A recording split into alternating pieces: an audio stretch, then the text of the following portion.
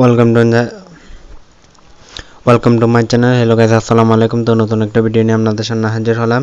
তো ভিডিওটি হচ্ছে আমরা প্লে স্টোর থেকে অনেক সময় বিভিন্ন রকম জিনিস ডাউনলোড করে থাকি, বিভিন্ন অ্যাপস ডাউনলোড করি থাকি, কিন্তু সেটি এইচডি কার্ডে যায় না, মোবাইল ফোনে থেকে যায়।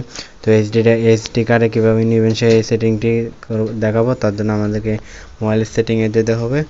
তো সেটিংয়ে যাওয়ার পর অ্যাবাউট ফোন অপশানে যাবেন।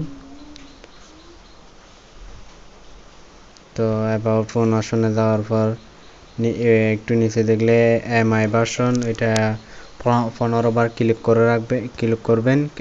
আমি করে রাখছি, তো আপনারা করবেন। করলে একটা আপনার অপশান আসবে। তো আমি ব্যাক হয়ে অপশানটিতে ঢুকবো।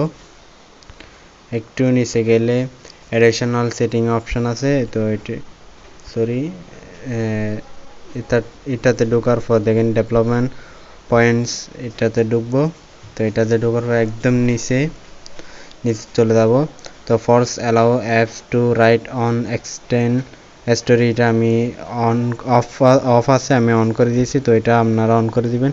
অন করে দিলে তারপর আপনি প্লে স্টোর থেকে যদি কোনো কিছু ডাউনলোড করে থাকেন তাহলে ওগুলা সরাসরি এইচডি কার্ডে চলে যাবে, মোবাইল ফোনে আর থাকবে না। তো আশা করি ভিডিওটি সবার ভালো লাগবে। ভালো লাগলে লাইক কমেন্ট শেয়ার করবেন। খোদা হাফেজ।